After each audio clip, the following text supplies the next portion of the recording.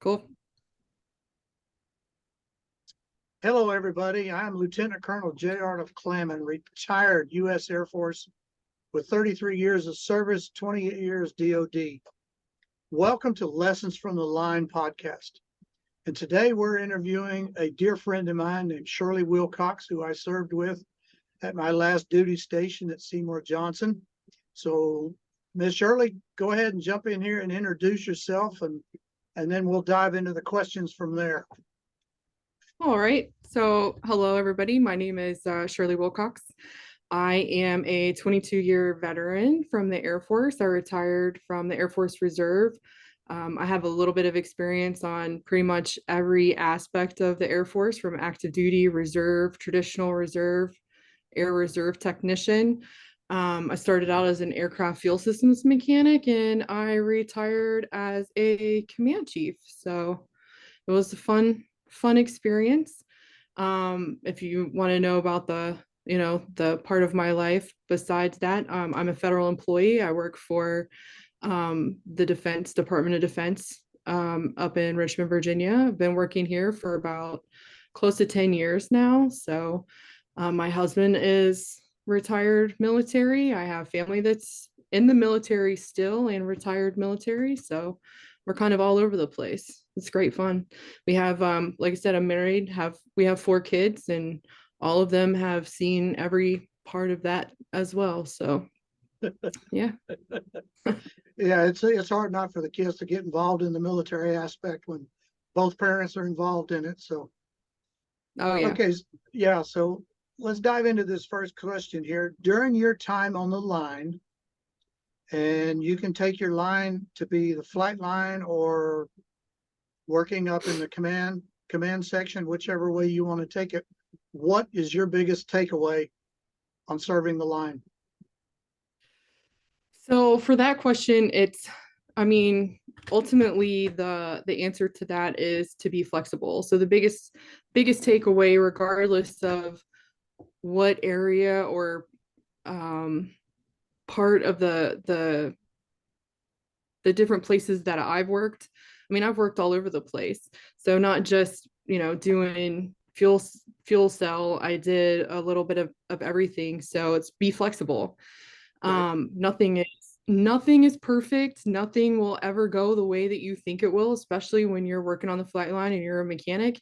If you think that you're going to get a job done in 20 minutes, you're highly mistaken. Half the time, that job's going to take, I an can hour, relate. 2 hours, all day. It's always dependent on the weather, the mood, the atmosphere, you know, Yep. It's whatever's always an on. adventure. So it is always an adventure. And that was, for me, that was the biggest takeaway for working on the flight line is, be flexible, be patient, and kind of try to understand, that not everything has a perfect timing. So Right. that's pretty much my big takeaway from that. And I still use that today, even now, Right. working with the DoD. It's be flexible and make sure that, everybody knows that you're kind of flexible with what's going on. Not There's no Yeah. firm, there's no schedule. Right. It's flexibility is the key to success for sure, especially when you're For sure. working aircraft maintenance or dealing with people or dealing with systems. You just got to be flexible. So during your Oh yeah. time on the line, what was your biggest regret? Working on the line, biggest regret, I mean, I think everybody's regret is not being able to spend as much time with family, because being on the line, it's 12, 16-hour days. It's not an office job. It's not 8 to 4. Again, you have to be flexible. So if you're working something and Right. you're trying to tie it up, it's, you have long days. And so the biggest regret for that is, not being able to spend time with your family, your kids, whatever. Not being there for the birthdays, the anniversaries, the graduations, stuff like that. So Right. that's pretty much the biggest regret. And I think that, if that's not everybody's biggest regret, then, you know, I don't know. I think a lot of people would think, especially with me being female, being on the line, it's very rare to have a female mechanic on the line. So even now, there are more than what there were when I first started. But especially being a mom, that kind of has its challenges as well. Right. I would imagine being a mom and working in fuel cell and having young kids at home and knowing that they have birthday parties or whatever it may be coming up at school, and you're stuck in a fuel tank trying to get it fixed and not being able to make those. That does Yeah. tend to rub people wrong sometimes, and I understand that. Being a dad on the flight line, I had those same issues trying to get the kids stuff, and it's very difficult to get there when the time comes, but we do the best we can. So Well, it's even funner when you smell. So, whenever you're going to the functions and you smell like fuel all the time, or, right, or uh, you grease know, or hydraulic fluid, or, yeah, it's, yeah. of course, People that's look the, at you funny like, why didn't you take a bath? that stinks. You smell. Exactly. No, Exactly. what's leaking? Yeah, Exactly. that's the fun part. Right. Trying to explain why you smell the way you do. So during your time on the line, knowing what you know now, what would you have told your younger self? I think I would have told myself to be patient. I, I wasn't really in a rush to do anything, and everything happens at its own time. But I feel like maybe I should have stayed in active duty for 20 years instead of getting out when I did. Because I only did 8 years active duty, and then after I got off active duty, I went straight reserve. But it was a couple of years after September 11th. So at that point in time, I was stationed in Charleston. So um, there were there's a lot of there wasn't enough people Hmm. to do the job. So, at that point I worked heavies, I worked C-17s, and so C-17s were always gone. They're the global Right. carrier for everything.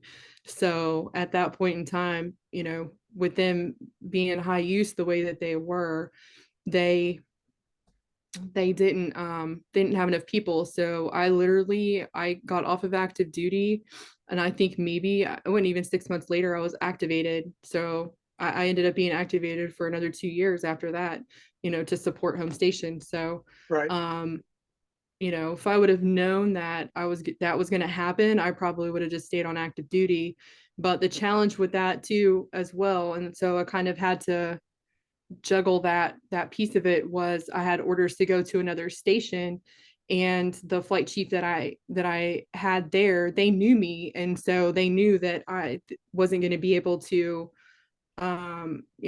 stay home or take leave Right. or again, be with the kids. And the flight chief called me and was like, hey, I just want to let you know that we're working six days a week. You might get the seventh day off, but you'd be on call, and you would be deployed every other 4 months. So you'd be rotating out every 4 months, downrange somewhere.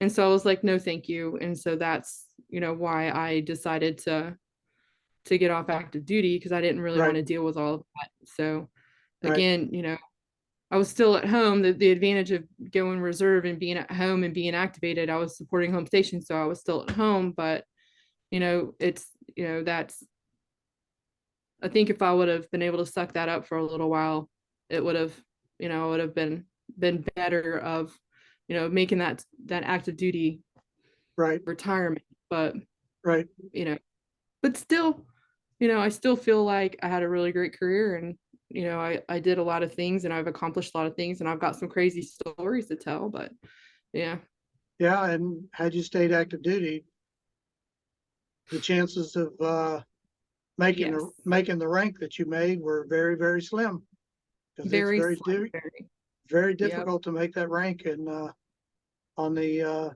active duty side, that's for sure. yeah. So back in your introduction, you mentioned how long you served. How long did you actually serve on the line before you were selected to move up? to the command section? So the way my career fell was I did active duty from 1996 till 2004. I was on the line majority of that time, but in the middle, I had two kids. And of course, when you're female and you're pregnant, you can't serve on the line. So you have to find something else to do. With my first child, I ended up working in the orderly room and doing training. I was actually doing not wing training, but group training, maintenance group training for that many months that I was there. And then when I was pregnant with my second kid, our youngest girl, I ended up working in mock for 2 years. So Oh, I ended wow. up volunteering to do that as a special duty, I guess, Hmm. for 2 years. But with that, the September 11th happened. I was in ALS when September 11th happened. So I ended up getting recalled back to fuel cell because we didn't have enough people. So right after, I don't even think it was probably October of '01, I ended up back down there. So I went back to maintenance there until at Charleston from probably '01 until '09, and then April of '09 I left and went Sorry. to Seymour.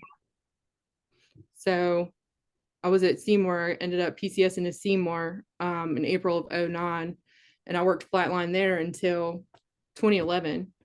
um Now, did you PCS there as a reservist or as active duty? Reservist.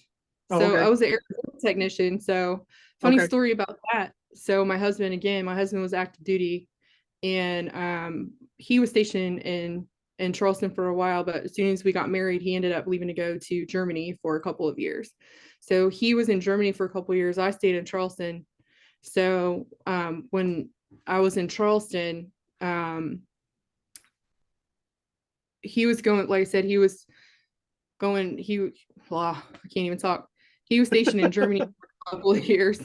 And so when he got back from Germany, he was trying to PCS back to Charleston, couldn't get to Charleston. So he ended up at Seymour.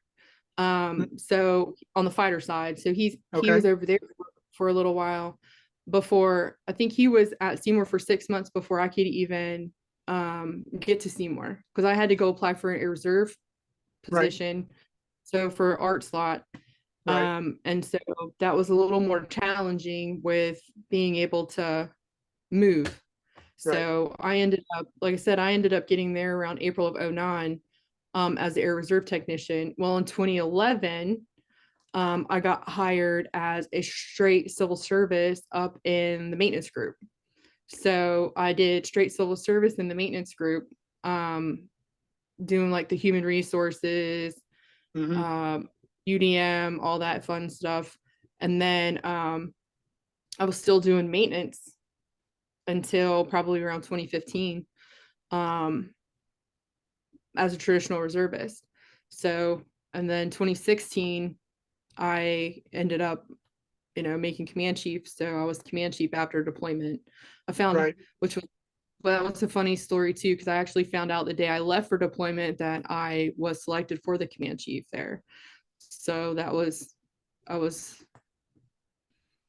short a Yeah. couple You months for you being left on that deployment just as I was arriving at Seymour, and we yeah, kind of met in the hallway as you were on your way out for deployment.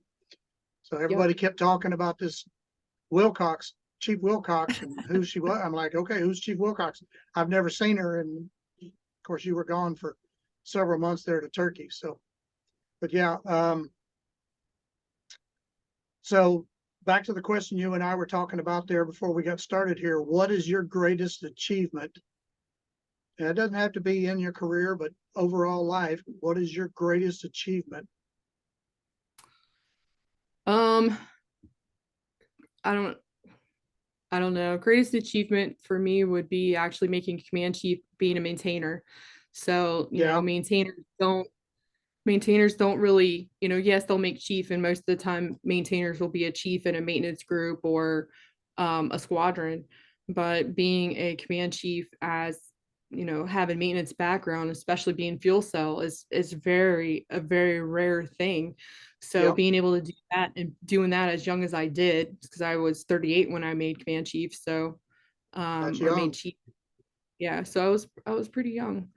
Yeah, So yeah, to me that was a really good achievement. It was a great achievement for me. And then also too, it was funny because my husband and I, we were looking at coins a little while ago, in fact. And there's like, I have 3 coins from an AMC commander. So from the general. So I have 3 coins, and I'm not sure, you never know how many coins you would get from an AMC general. right. It's kind of, that's rare in itself, one, but when you've got three, from three Hmm. different generals over time, from AMC, that's kind of rare in itself. So it was funny because one of those I remember very clearly. I was actually doing maintenance. I was deployed and I was actually doing fuel cell maintenance. I was in a tank on a C5. And they actually ran out to the flag line to pull me out of the tank so that I could go get my coin from the commander at the pack. So of course, we talk about fuel cell and the smell. Yep, They knew right away where that smell came from, and I profusely apologized to the general because that was just, I was like, I'm sorry, I was working at the time when they told me that I had to meet you, so didn't have the right, shiny boot, didn't have the right, great right. uniform, and I looked horrible. So and I think too, I was nominated for 12 Outstanding Airmen of the Year one time, as a staff sergeant, so as an NCO, which was pretty cool. I That's thought that pretty was cool. neat. I That's made pretty it. cool. I made it. I think I made it to AMC level before they selected somebody else, but I thought Right. that was pretty awesome. That's Yeah. pretty good as a junior NCO. Yeah. So if you, It's with crazy. everything that we've talked about today, and if you were to write your story, what would the title of your story be? That I've thought about that one too, and I honestly I don't even know. I think it would be controlling chaos, because um I'll tell you, I had a blast. No Right. matter where I was and what I did, I had an absolute blast doing it. Um, even, and it was funny because I'm very good at listening, especially listening to advice from Hmm. mentors and leadership and leaders and whatnot. So one of the biggest pieces of advice that I definitely did not take was from my dad. My dad, when I left to go to basic training, my dad, his the one piece of advice that he gave me was, do not volunteer for anything. If you volunteer for anything, you're going to get yourself into trouble. Right. And I went the polar opposite. So it was anytime anybody needed anything, um, you know, somebody said, hey, I need a volunteer, my hand would be the first one to shoot up to go do whatever. And I think that that's what made my experience so fun and Hmm. so memorable, because I would volunteer to do things. And so yes, it would be my own chaos. I would cause my own chaos when it came to that. Um, but it was just one of those things for me that I loved. Right. So it was an adventure in itself. Um, you know, I don't know. It's funny, like I said, the control chaos. Um, I would tell people, especially when going on deployments, and I knew Turkey was going to be my last deployment. But it was funny because all the airmen that went with us on that deployment, anytime that I've been on a deployment, something crazy would happen. Oh yeah, And so, I remember your last deployment. A coup happens yeah, in Turkey. That was crazy. yeah. Well, the one before that, I mean, like I said, every deployment there was something crazy would happen, and it was funny because it was like, how when you play games, you level up on games. Every Yep. deployment I went on, I leveled up. So, Ah, okay. my very first deployment I went on, I had a fun time. You know, we started out, it was only supposed to be a 10-day, like a 10-day run to go move things. It ended up being 100 days in 2 countries. Wow. Um, we went on one that was um went to Guam 1 year. That was, in fact, that was my first deployment at Seymour, um, was in Guam, and I ended up doing fuel cell, mock, plans and scheduling, analysis, all the fun things. And then I got a field trip out of it. And so I was only supposed to be gone for a couple of hours to fly to drag the Thunderbirds back from Japan to Guam for air show. We ended up being gone a week. So the chief at the time was not very happy. Yeah, Um, I bet. but it was fun. Um, and then the next deployment after that, we were supposed to go. I was actually supposed to go to Turkey on that deployment, and I ended up in Morone to help. We were helping the guard out, and Libya happened, and Yeah, so there was only 10 of us there at the time. And then with that being only 10, you know, we only had the one tanker. You know, within a couple of hours, 24 to 48 hours, every tanker dropped out of the sky into Morone, so which was pretty cool. And of course, you know, doing fuel cell and mock there too, and plans and yeah, scheduling there too. yeah, It was a fun trip. And then, you know, the last one with the coup, you know, yeah. so I tell everybody, you know, every trip, you know, it leveled up, something crazy would happen. And so, you know, the expectation was that if I went, something, it was going to be fun. It was going to be interesting Regardless. anyway. Exactly. Yeah. So, but it was a good time. So I control chaos would be that would be a good title for your story, I think. Yeah. Oh yeah. It Well, was I've good. learned I have learned a lot about your career and more so than what I knew when we actually served together. But it was an honor to serve with you at Seymour Johnson and Thanks. watch you work as a command chief there at the command level and it was phenomenal watching a female maintainer make it all the way to command chief. That was heartwarming to see that happen because I know in the maintenance world it is difficult to reach that level. Even outside of the maintenance world, just to reach chief is unbelievable.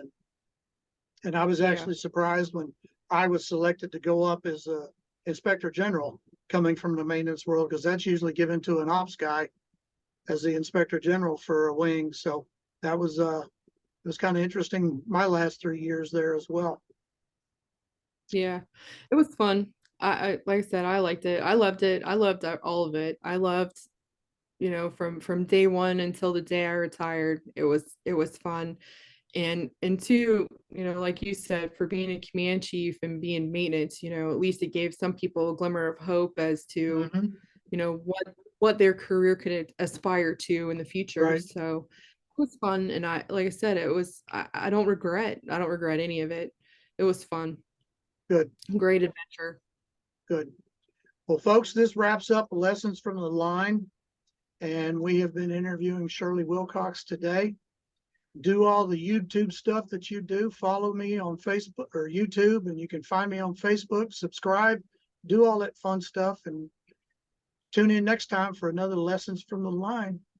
Be blessed and don't stress. God's got it. Love you guys.